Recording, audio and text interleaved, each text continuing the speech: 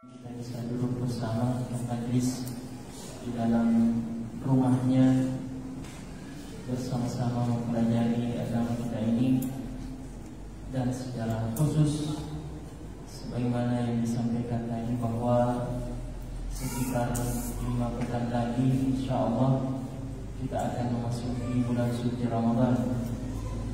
Pada hari Sabtu pekan ini insyaallah akan dilaksanakan pemantauan hilal bulan Sya'ban.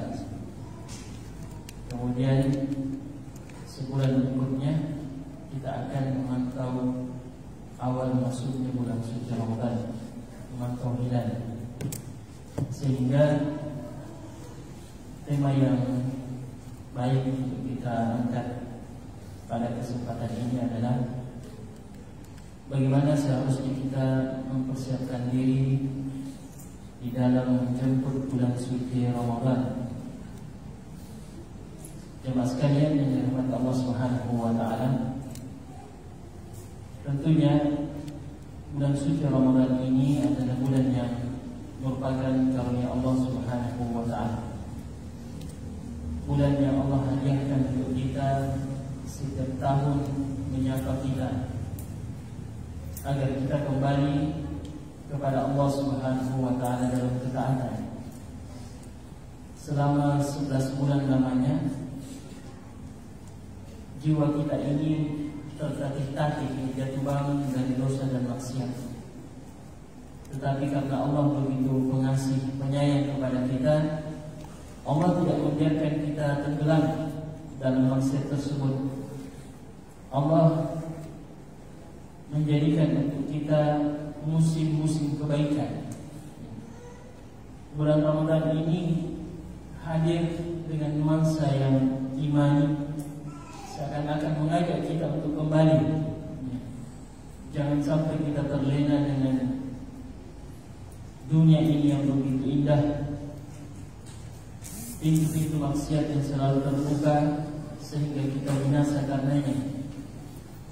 Maka bagaimana seharusnya kita mempersiapkan diri jamaah sekalian di dalam menjemput bulan suci Ramadan ini? Tentu manusia bermacam-macam sikapnya dan caranya di dalam menjemput bulan suci Ramadan ini. Dan kalau umumnya biasanya banyak juga orang ketika akan masuk bulan Ramadan, dapurnya yang dibenahi, ibu diperhatikan, dibersihkan baik-baik, keperluan-keperluan selama bulan suci Ramadan, jenis-jenis makanan sudah dijadwal buka puasa hari pertama ini sampai akhir Ramadan.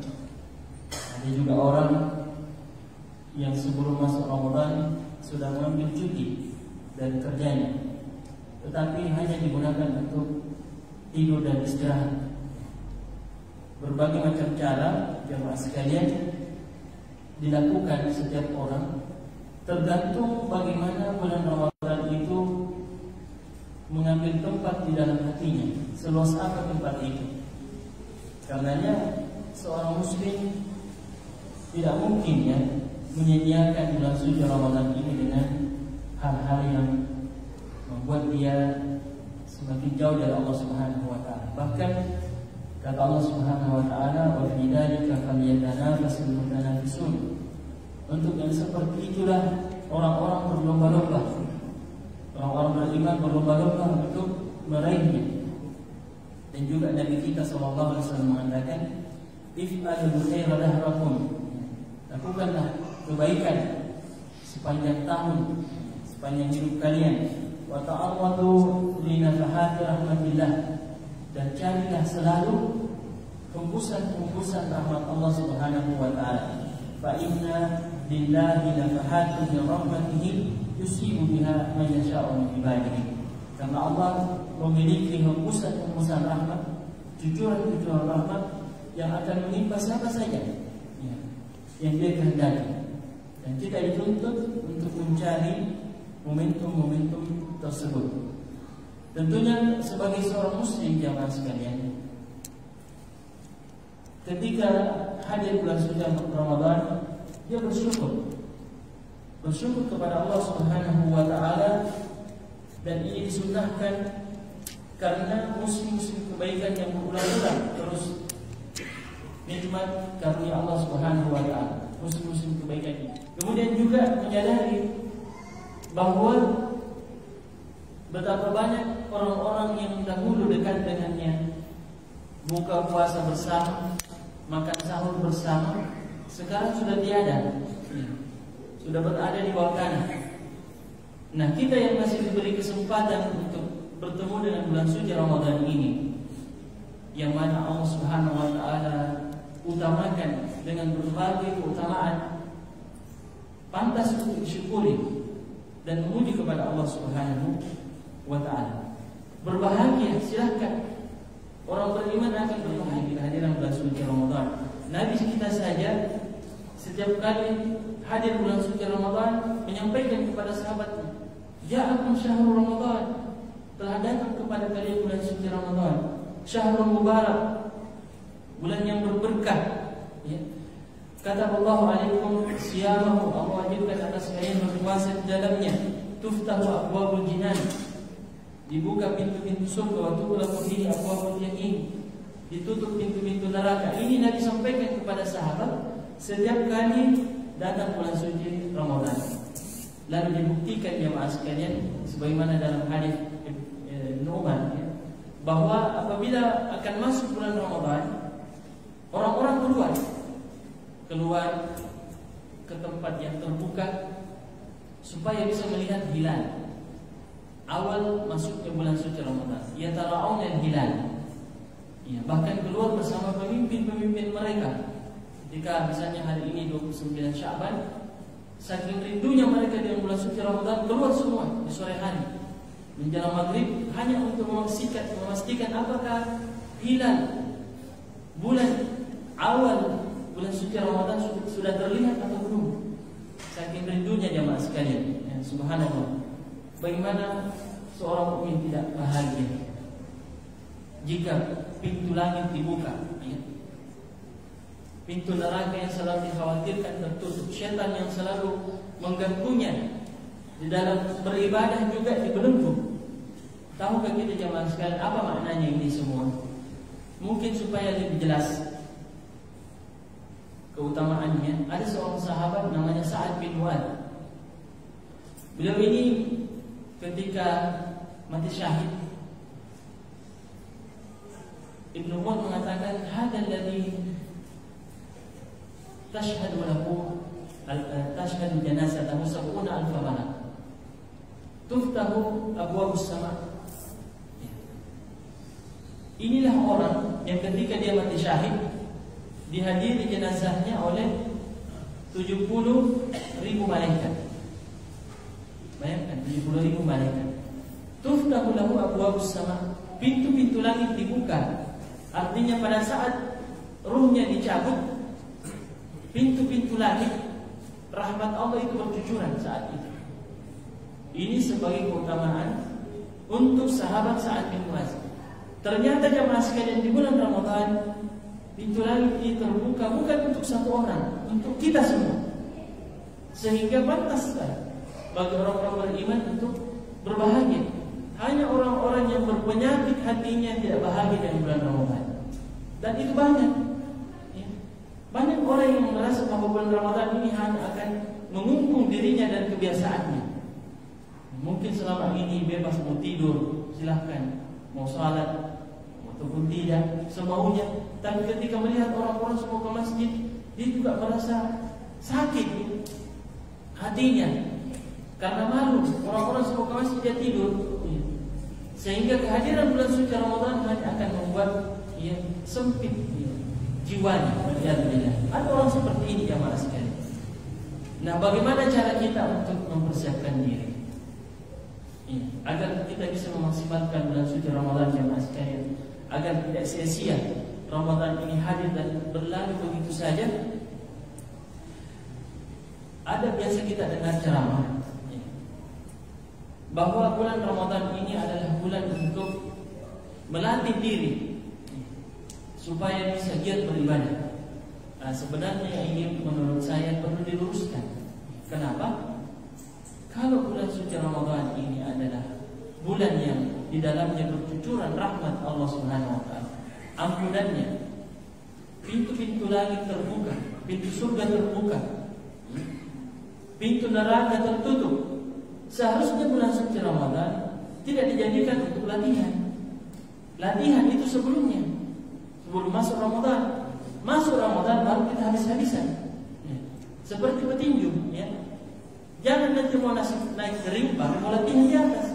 Latihannya itu 1 bulan 2 bulan sebelum naik ke ring. Nah kita juga, ya. Jangan dijadikan bulan Ramadan ini bulan untuk latihan. Disinilah kita habis-habisan, ya.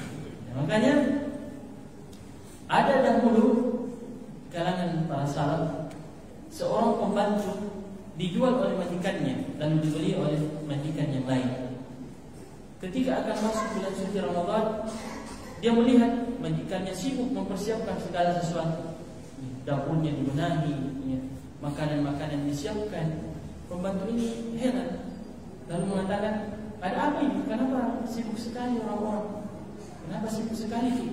Dibeli mau masuk bulan Ramadan ini, kita persiapkan semua. Apa yang dikatakan jemaah sekalian? Kembalikan saya ke majikan saya yang lalu, yang dulu. Kenapa? Katanya majikan saya yang lalu 1 tahun itu bulan Ramadan menurut mereka, ya, sama dengan bulan-bulan yang lain. Ya, mereka tidak puasa hanya ketika masuk Ramadan. Sudah latihan memang hampir setiap saat. Waktu-waktu puasa mereka puasa, sehingga masuk Ramadan sudah terbiasa. Sudah terbiasa puasa, sudah terbiasa qiyamul lail. Jadi jemaah sekalian keliru kalau kita katakan bulan Ramadan bulan untuk latihan. Sebelumnya kita latihan. Nah ini yang pertama yang harus kita pahami dengan baik. Masih ada 1 bulan ke depan. Biasakan puasa sunnah, ya. Biasakan sholat malam, sholat witir. Subhanallah. Ini akan membuat kita terbiasa ketika akan masuk bulan suci Ramadan. Kemudian juga menghadirkan di dalam hati, supaya kita bisa memaksimalkan bulan Ramadan ini. Katakan pada diri kita, jangan sampai ini Ramadan terakhir saya. Dan itu kan sudah terbukti bagi saudara-saudara kita yang lain. Kita katakan tadi ada yang kemarin masih sama-sama kita buka puasa, sahur. Sekarang sudah tiada. Siapa yang menjaga bahwa kita masih bisa hidup sekian tahun ke depan? Kan tidak ada. Subhanallah. Dan begitu Nabi mendidik para sahabatnya, ketika akan memberikan nasihat, para sahabat mengatakan ketika mendengarkan nasihat itu, ka'annaha mau'izatul waddi', seakan-akan itu adalah wasiat perpisahan. Ya. Dan ketika beliau menyampaikan tausiahnya di padang Arafah di Haji Wada, Nabi mengatakan, la'anni la'alqakum ba'da hadza, boleh jadi setelah ini saya tidak akan menemui kalian lagi. Lalu ketika ada seseorang dari sahabat beliau ajari salat, beliau mengatakan, idza kunta ila shalat fasalli salatan waddi'. Kalau kamu berdiri atau salatlah seakan-akan ini adalah salat terakhirmu. Jadi memang begini cara kita jamaah sekalian, menghadirkan itu di dalam hati kita kalau kita mau memaksimalkan bulan suci Ramadan. Yang ketiga, muhasabatun nafs. Jika kita betul-betul serius dengan bulan Ramadan ini dan ingin meningkatkan kualitas ibadah kita, mari kita muhasabah. Ingat bulan Ramadan yang lalu, betapa banyak atau berapa banyak momentum-momentum kebaikan yang kita lalaikan. Berapa banyak salat tarawih yang kita tinggalkan. Berapa banyak salat-salat 5 waktu yang kita selalu masbuk. Diingat semua itu, karena keburukan memang harus diingat. Yang tidak boleh diingat kebaikan. Kalau kebaikan lupakan saja. Kata Abdullah bin Mas'ud ketika melihat ada orang berzikir lalu dia hitung zikirnya, beliau mengatakan, hitunglah dosa-dosa kalian dan saya menjamin kebaikan kalian tidak akan hilang. Ya, dosa kalian saja ingat. Kalau kebaikan lupakan saja, karena itu sudah pasti tercatat. Jadi jamaah sekalian, muhasabah. Kita ingat kekurangan saya tahun lalu di sini. Saya harus benahi, saya harus perbaiki diri. Saya tidak mau begitu terus. Ya. Dan orang beriman jamaah sekalian itu selalu dihantui dengan kesalahannya. Ya. Selalu dihantui dengan dosanya. Kata Abdullah bin Mas'ud, beliau ini seringkali mengucapkan kalimat-kalimat yang Masya Allah dicatat dalam sejarah, hikmah-hikmah, membandingkan antara orang beriman dengan orang munafik. Al-mu'min, kata beliau, yara dhunubahu kal jabal yuridu an yasqut alaihi. Orang beriman melihat dosa itu seperti gunung yang akan menimpanya. Gunung yang begitu besar akan menimpanya, saking takut. Mal munafik yara dhunubahu kal zubab. Orang munafik itu melihat dosa-dosanya seperti lalat saja. Wa qala anfihi faqala bihi hakada. Lalu dia seperti ini, seakan-akan kalau dia sudah bisa begini, hilang itu lalat. Begitulah kira-kira dosanya, pandangan orang munafik terhadap dosanya. Tapi orang beriman melihat dosanya seperti gunung yang hampir saja menimpanya. Jadi kita memang harus begitu, selalu dihantui dengan dosa-dosa kita, jamaah sekalian. Adapun kebaikan maka kita lupakan saja. Termasuk juga dia selalu mengingat kelalaiannya dalam menunaikan hak-hak Allah Subhanahu wa ta'ala. Bagaimana karunia yang begitu besar dalam suci Ramadan, Allah hadirkan setiap saat. Kita dipertemukan dengannya lalu kita lalaikan. Kenapa jamaah sekalian? Ini syariat kita. Setiap kali kita melakukan kebaikan selalu diperintahkan beristighfar. Bukannya kita dianjurkan untuk memperbanyak memuji kepada Allah, bersyukur. Tapi justru kita dapati beberapa dalil, setiap kita selesai melakukan ibadah, kita disuruh beristighfar, minta ampun kepada Allah, padahal kita bukan melakukan dosa. Fasabbih bihamdi rabbika wastaghfirhu. Setelah para sahabat berjihad membebaskan kota Mekah, begitu lelahnya dari Madinah, sekitar 500 kilo jalan kaki, 500 km jalan kaki sampai ke Mekah. Sampai di Mekah tidak diam saja, berjihad, perang. Dan setelah Allah karuniakan kemenangan, Allah katakan wastaghfir, istighfar. Kenapa kita disuruh istighfar? Lalu ketika kita selesai sholat, apa zikir yang pertama kali kita ucapkan? Astagfirullah, astagfirullah, astagfirullah. Setelah melakukan manasik haji, begitu melelahkan, tetapi kita disuruh berzikir. Setelah itu, fa idza qadaytum manasikakum fadhkurullah kadzikrikum aba'akum ila akhir ayat. Kata ulama kita, hikmahnya di sini karena kita ini di dalam menunaikan kewajiban-kewajiban kita selalu saja ada kekurangannya. Maka istighfar inilah insyaallah yang bisa menyempurnakan itu semua. Jemaah sekalian, kepada Allah Subhanahu wa ta'ala, jika ternyata kita ingat bahwa pada bulan Ramadan yang lalu, alhamdulillah, kita sudah berusaha untuk memaksimalkan dengan ibadah, maka cara yang tepat, sikap yang terbaik untuk itu adalah berdoa kepada Allah agar menjaga pahalanya supaya tidak gugur, tidak menyebut-nyebutnya jemaah sekalian. Seperti yang kita katakan tadi, lupakan saja kalau kebaikan, jangan diungkit-ungkit. Kadang-kadang syaitan menipu kita, entah sengaja atau tidak, entah kita sadari atau tidak, tiba-tiba saja kita sebutkan kebaikan kita pada Ramadan yang lalu. Iya, kita katakan dahulu, Masya Allah, Ramadan yang lalu kita berhasil begini dan begini. Kita seakan-akan ingin menyampaikan kepada orang-orang bahwa Allah memberikan kita nikmat dengan ini, tapi pada hakikatnya ada yang terselubung di dalam hati kita, bahwa kita ingin menyampaikan kepada orang lain bahwa kita yang berperan di situ. Kita di situ bapaknya, kita yang mengarahkan. Ya, ini kan masalahnya ini Allah yang tahu. Yang kadang-kadang dia lebih baik daripada berbicara. Jemaah sekalian, ini penting, jangan mengungkit kebaikannya. Ada dalam hadis Nabi mengatakan salatun la yukallimuhumullahu yawmal qiyamah wa la yanzuru ilaihim wa lahum adzabun alim. Ada 3 orang yang mana Allah tidak akan memandang kepadanya di hari kiamat, tidak mensucikannya, dan baginya azab yang pedih. 3 orang ini salah satunya adalah Al-Mannan. Yang pertama Al-Musbil. Al-Mannan, Al-Musbil, Al-Munfik atahu bil halil karim.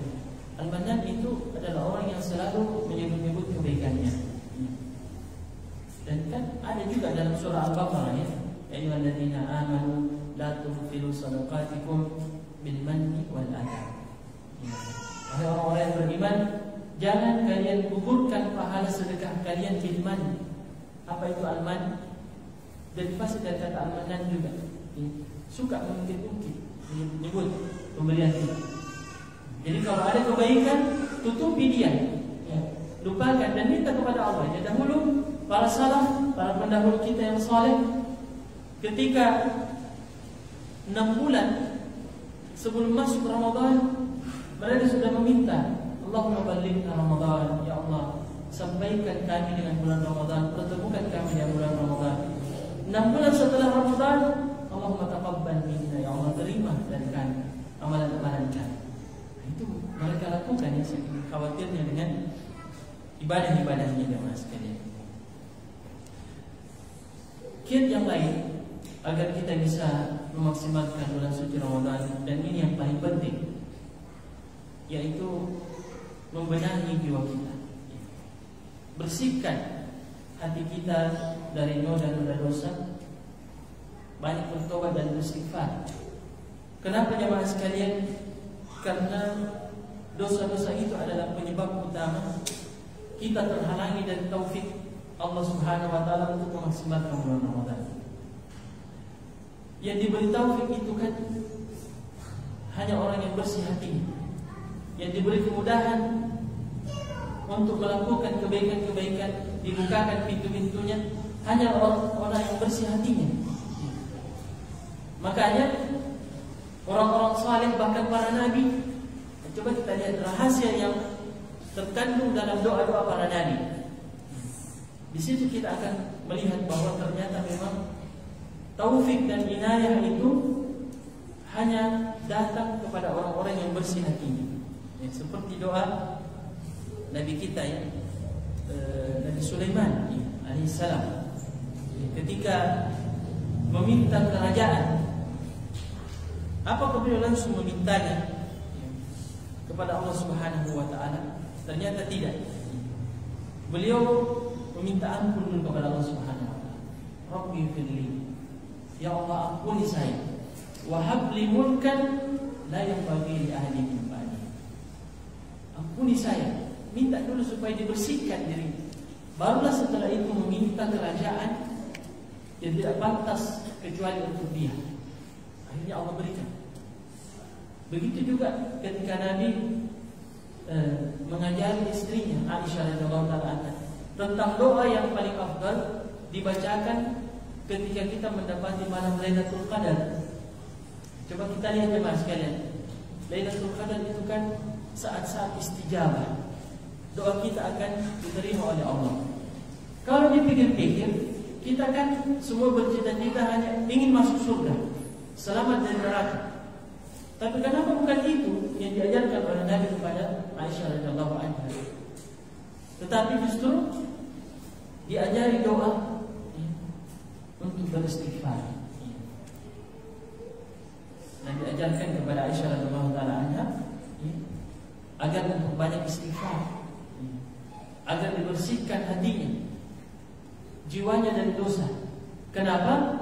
Karena jika jiwa seseorang bersih, pintu-pintu kebaikan itu akan mudah terbuka untuknya. Kenapa kita bertobat, jamaah sekalian? Karena dosa-dosa itu yang membuat hati kita keras untuk mentadabburi Al-Quran. Tadi dibacakan, ya, dalam salat bahwa bulan Ramadan itu bulannya Al-Quran, bulannya Al-Quran. Tetapi untuk bisa menghayati dan mentadabburi Al-Quran, hati kita harus bersih. Hati kita harus bersih. Hanya hati yang bersih yang bisa bertahan lama berdiri dalam salat. Hanya hati yang bersih yang bisa duduk lama-lama membaca Al-Quran.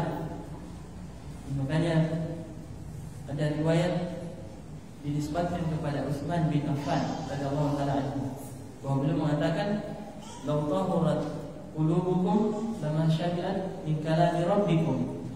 Andai kata hati-hati kalian bersih, maka tidak akan pernah kenyang dari Al-Quran. Dia tidak akan pernah kenyang, selalu menikmati setiap bacaan-bacaan yang dia bacakan. Tetapi itu hanya jika hati kita bersih.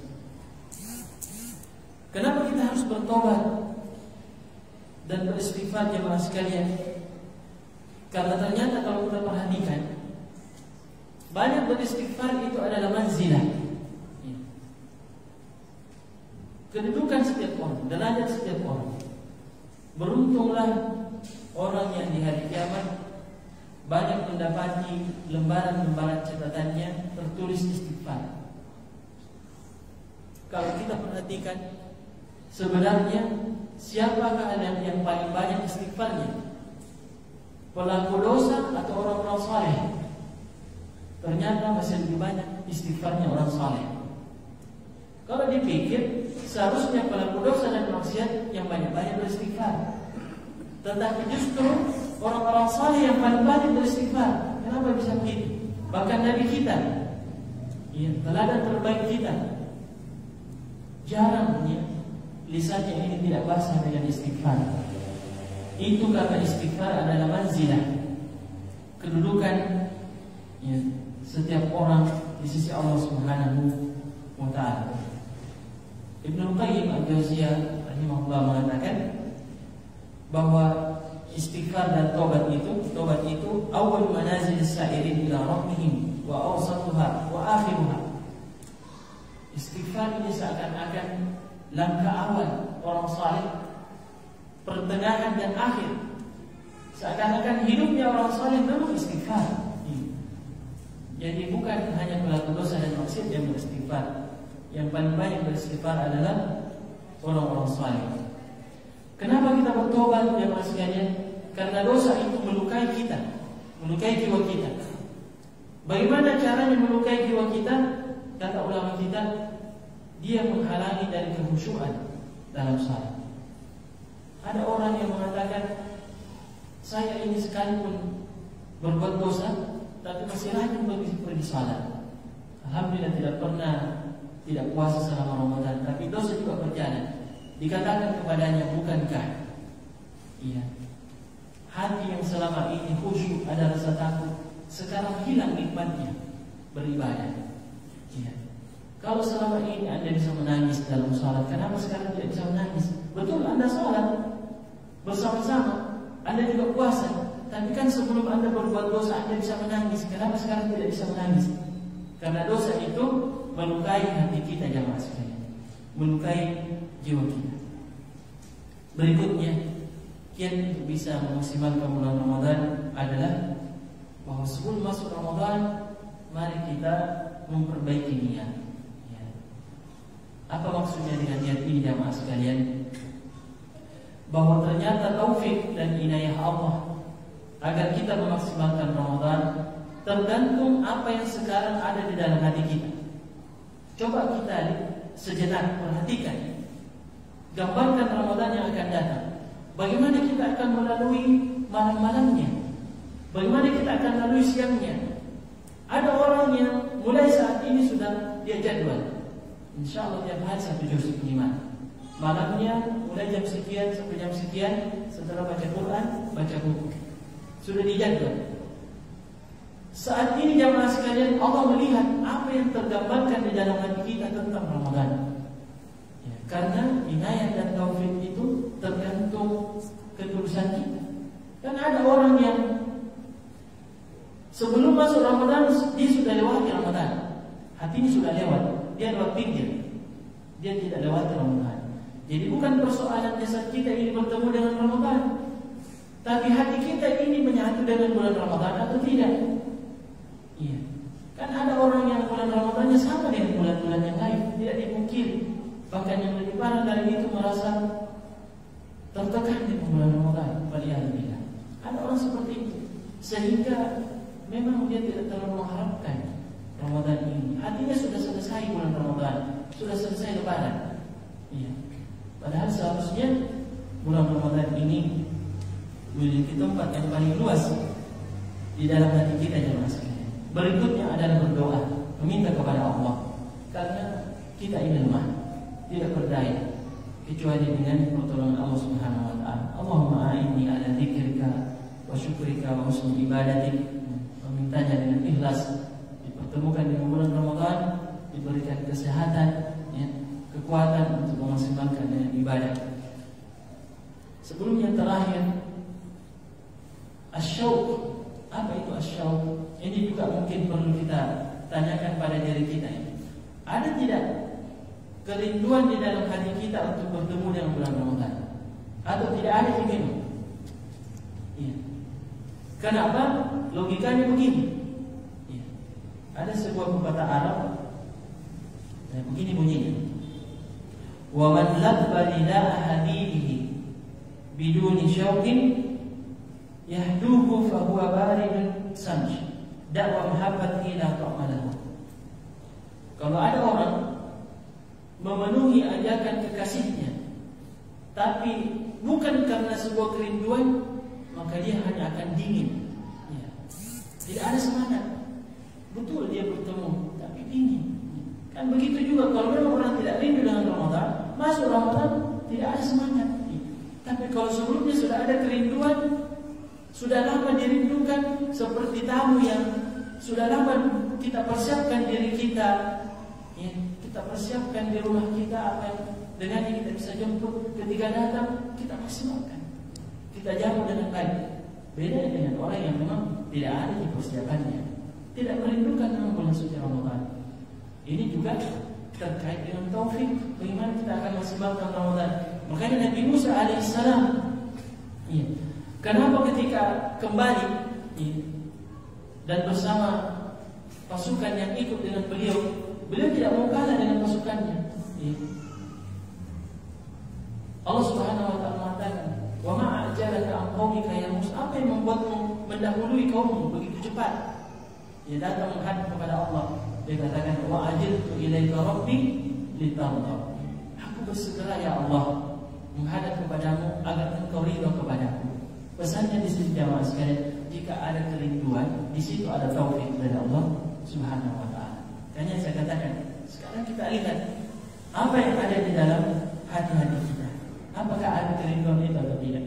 Ada pun kiat-kiat agar nantinya ketika kita masuk bulan suci Ramadan kita bisa memaksimalkannya. Ini juga banyak kiat-kiatnya. Satu kiat yang paling penting untuk kita jaga adalah memilih pergaulan yang baik. Ini sangat penting. Cari pergaulan yang sehat. Jadikan lingkungan kita kondusif untuk beribadah. Dan itu hanya bisa kita dapati di masjid, ya. Pertama, masjid kondusif untuk beribadah. Kalau ingin mencari orang-orang saleh, cari di masjid. Lihat dan perhatikan orang yang setiap kita saksikan dia dalam ketaatan dengan Al-Quran, dengan salat. Orang seperti yang harus kita dekati. Karena sebab apapun kita, kalau lingkungan kita ini selalu terbuka, fasilitasnya melalaikan, selalu siap di hadapan kita, sampai kapan dengan kita kuat? Keadaan lemah, tiba-tiba ada fasilitas, ya, ada niat, ada kesempatan, maka kita akan terjatuh. Tapi kalau lingkungan kondusif, mungkin kita lemah, tapi karena lingkungan ini yang mendukung, itu bisa membangkitkan kembali semangat kita jamaah sekalian. Apalagi jika kita bersahabat dengan orang-orang yang sedikit-sedikit memperkenalkan kebaikan, mengajak kepada kebaikan. Nah, ini satu kiat yang saya kira sangat pantas untuk kita jaga dengan baik, khususnya di bulan suci Ramadan. Barakallahu fikum. Ini beberapa kira-kira cara untuk bisa memaksimalkan bulan suci Ramadan. Mudah-mudahan Allah Subhanahu wa taala memberikan kita taufik untuk memaksimalkannya dengan baik. Selanjutnya mungkin jika ada hal yang mau diperjelas, kita persilahkan. Ada pun hadiah 2 pekan yang kami janjikan mungkin sebentar diambil. Karena tadi lupa lagi dibawa, tapi karena ada yang jemput tadi, insya Allah kami titip ke yang jemput tadi. Ya, silakan kalau ada yang mau diperjelas.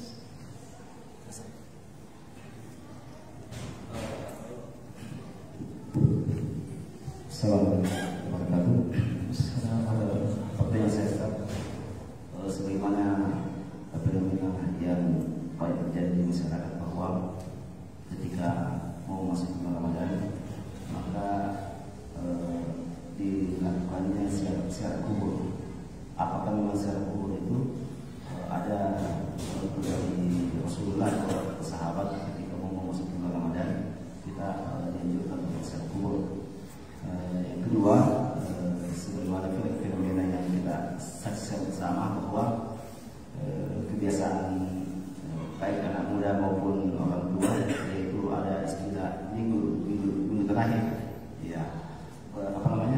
gembira dan bisa dia.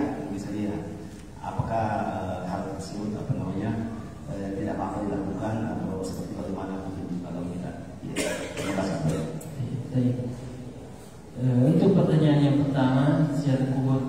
Memang Nabi kita mengatakan, kuntu nahikum ziarah kubur ala fazuruha fa innaha tudzakkirukum bil akhirah. Dahulu aku pernah melarang kalian untuk ziarah kubur. Maka sekarang ziarahilah, karena itu bisa mengingatkan dengan kematian. Pertama faedahnya bahwa ziarah kubur itu disyariatkan. Yang kedua tujuannya adalah untuk mengingat mati. Nah, di sinilah mungkin perlu kita luruskan apa yang kita ziarah kubur sebelum bulan suci Ramadan. Jika memang kita mau mengingat mati, maka saya ingin sampaikan bahwa tuntunan Nabi itu berziarah kubur tengah malam. Karena di situ lebih mengingatkan dengan kematian. Dan sekarang berbeda, orang takut dengan kuburan. Apalagi kalau tengah malam.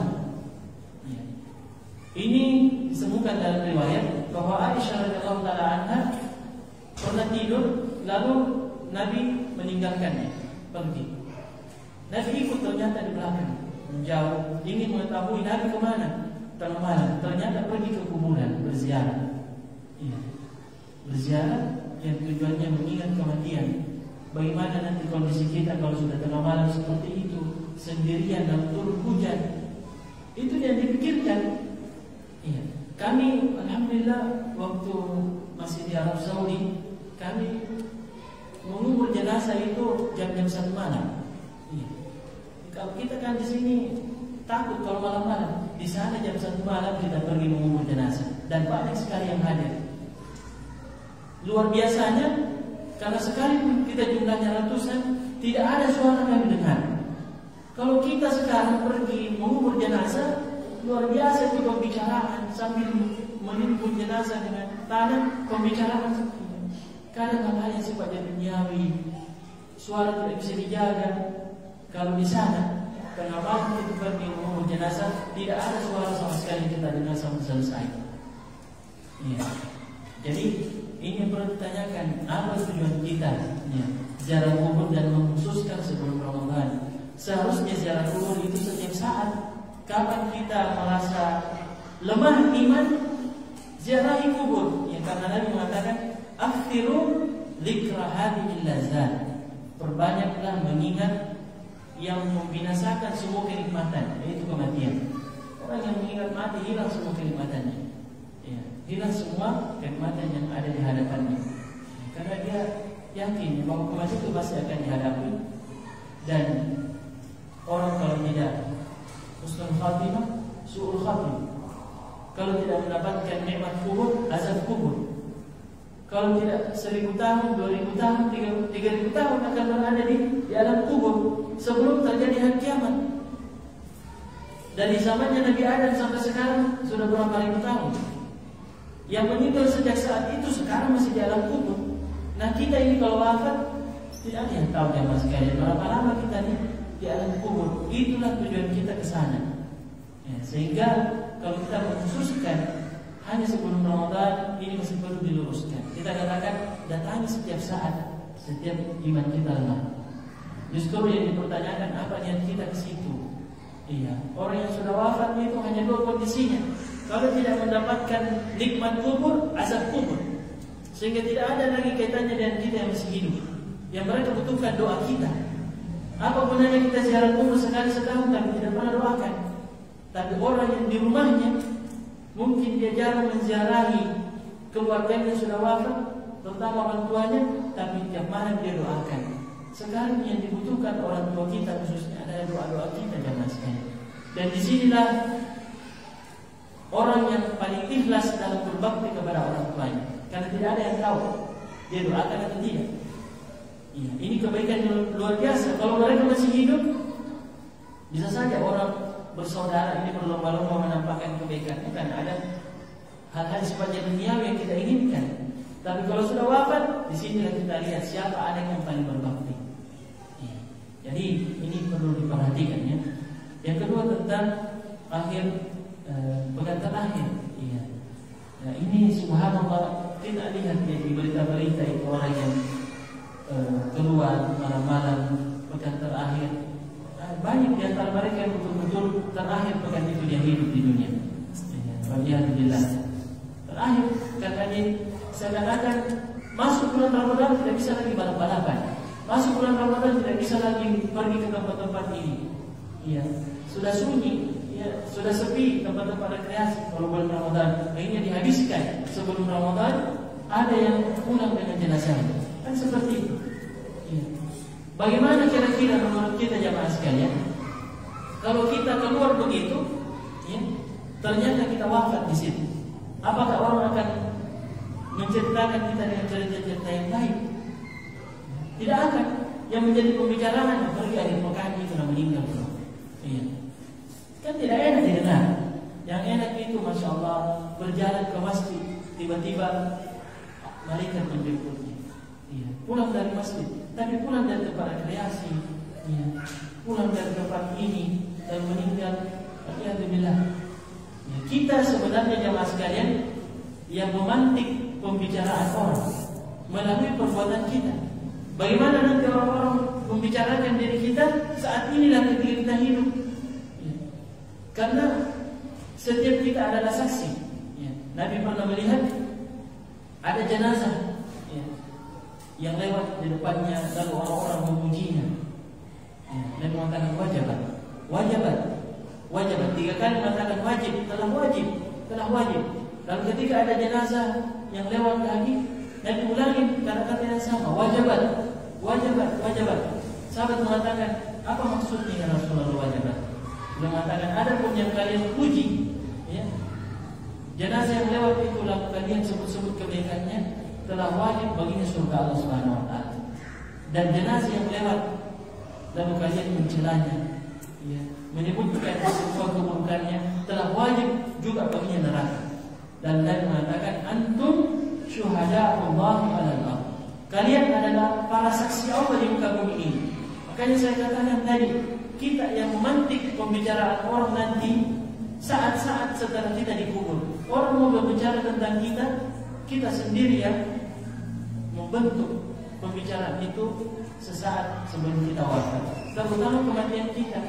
Dan saya tadi katakan, sangat buruk terdengar kalau ternyata kita wafat di tempat-tempat seperti ini. Tidak dilarang kalau memang kita tahu bahwa ini momentumnya. Ya, kan di sekolah-sekolah juga kadang kita perlu rekreasi. Tetapi apakah seperti ini di akhir tahun ketika masuk Ramadan kita habis-habisan di tempat seperti ini? Tidak pantas. Campur baur laki-laki dengan perempuan dan pakaiannya tidak pantas. Ya, jangan betul yang kita lihat nih. Setiap saat ada orang yang pekan terakhirnya adalah pekan terakhirnya juga hidup di muka bumi ini. Allah Assalamualaikum. Saya kira demikian dan insya Allah tadi dikatakan pekan-pekan yang akan datang pembahasan akan terkait dengan Ramadan. Ada fikih puasa, ya, hal-hal yang perlu kita pahami, misalnya niat, pembatal puasa, kemudian tentang fikih salat tarawih, fikih mengeluarkan zakat, dan terakhir fikih tentang salat Id. Ini penting sekali untuk kita pahami, sehingga insya Allah 4 pekan terakhir ini sebelum masuk Ramadan semakin kita maksimalkan. Semoga itu juga menjadi bekal untuk bisa memaksimalkan bulan Ramadan yang kebaikan. Kita cukupkan dengan doa kafarat majlis. Subhanallah wa bihamdihi, asyhadu an la ilaha illa anta, astaghfiruka wa atubu ilaik. Wa akhiru da'wana alhamdulillahi rabbil alamin.